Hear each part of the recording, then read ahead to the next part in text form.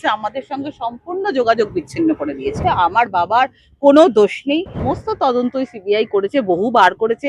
তারা যদি এতদিন মনে করতো তাহলে নিশ্চয়ই তার বিরুদ্ধে কোনো অ্যাকশন নিত। দোষী সাব্যস্ত হওয়ার আগে এখন মিডিয়া সব জায়গাতে কাউকে দোষী সাব্যস্ত করে দেয়। আমার বাবার এই গ্রেপ্তারি এবং এই সমস্ত যতগুলো কেস হয়েছে সর্বৈব মিথ্যা।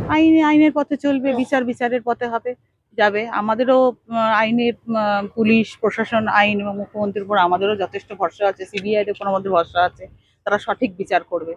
ভুল বিচারে তো কারোর শাস্তি হতে পারে না। হ্যাঁ, ভুল বিচারের আগে দোষী সাব্যস্ত হওয়ার আগে এখন মিডিয়া সব জায়গাতে কাউকে দোষী সাব্যস্ত করে দেয়, পার্টি কাউকে দোষী সাব্যস্ত করেন, কিন্তু সেটা তো কথা নয়। দেশের আইন আছে, কানুন আছে, মাননীয় মুখ্যমন্ত্রী আছেন, আমাদের এখানে বিধায়িকা আছেন, আমাদের এখানে পুরো এলাকাবাসী আছে, সবার কাছে মানে আমরা তো আশাবাদী যে সঠিকটা সঠিক হবে।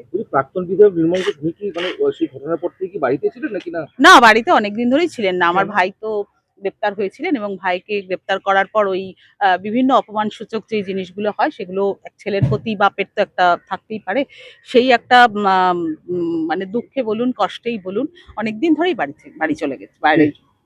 আমার বাবা বাইরে চলে গিয়েছিলেন। এবার ভাই গ্রেপ্তারি হওয়ার পরে মানে আমি জানতাম না কোথায় ছিল। আমাকে বহুবার জিজ্ঞেস করা হয়েছে, আমাদের সঙ্গে সম্পূর্ণ যোগাযোগ বিচ্ছিন্ন করে দিয়েছিলেন উনি। আমরা যেটা দেখলাম ওই বালাসোর থেকে মনে হয় একটা জায়গায় কোনো মন্দির টন্দিরে বা কোথাও একটা ছিলেন, ওই বালাসোর থেকেই গ্রেপ্তার হওয়ার পরে একটা কথা শোনা যাচ্ছে যে যেই হোটেল থেকে আপনার বাবা অর্থাৎ প্রাক্তন বিধায়ক গ্রেপ্তার হয়েছে সেটি নাকি তার হোটেল বলে জানা যাচ্ছে।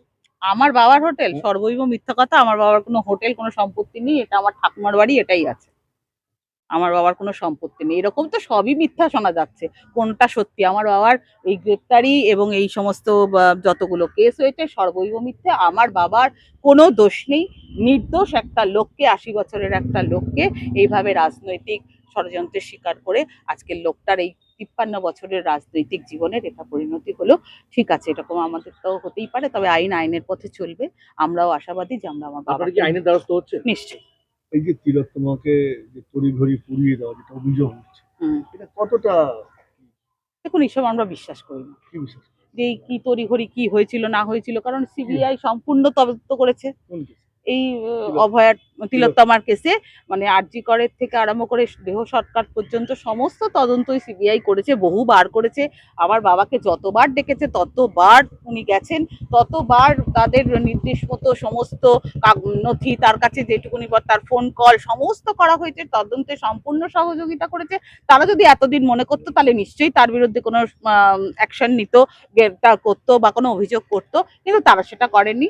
আর আজকে এখানে মাননীয় মুখ্যমন্ত্রী এসে উনি বলেছেন যে তদন্ত করা হোক, কিছু করা হোক, কোনো তদন্তই কিছু না, উনি বলে গেছেন অ্যারেস্ট করতে হবে, তো করেছে।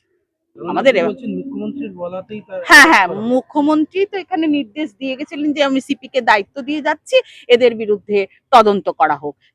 তারপরেই তো একটা এফআইআর বোধ হয় দায়ের করা হয়, তার ভিত্তিতেই বোধ হয় আজকে এই ঘটনা। আমরা যতটুকুনি মিডিয়ার সাহায্যে জেনেছি ততটুকুনি আপনার কাছে বললাম। না, কোনো ফোন করেনি, আমাদের সঙ্গে সম্পূর্ণ যোগাযোগ বিচ্ছিন্ন করে ফেলেছিল। তাও ১.৫ মাস হয়ে গেছে, সেই জুন মাস থেকে আমাদের সঙ্গে কোনো কথা হয় না। তিলোত্তমার মা বিধায়িকার অত্যাচার বারংবার আপনার বাবার নামে অভিযোগ করেছে, এই যে তড়িঘড়ি পুড়িয়ে দেওয়ার বিষয়টা। হ্যাঁ, করেছেন উনি। শিয়ালদা কোর্টে গিয়েও তড়িঘড়ি পুড়িয়ে, তিলোত্তমার মা মানে আমাদের মাননীয় বিধায়িকা, উনি গিয়ে শিয়ালদা কোর্টেও একটা পিটিশন দায়ের করেছিলেন। এই ৩ জনের নামই সেম পিটিশন, কিন্তু শিয়ালদা কোর্ট কিন্তু এই ৩ জন যারা আছে তাদের নামে আছে। আপনারা দেখবেন কার কার নাম আছে এফআইআর এ করেছিল। সেই পিটিশনটা আমাদের যতটুকুনি আমরা জানি, যেহেতু আমরাও আইনের পথেই যাচ্ছি, তত ওই পিটিশনটা খারিজ হয়ে গিয়েছিল।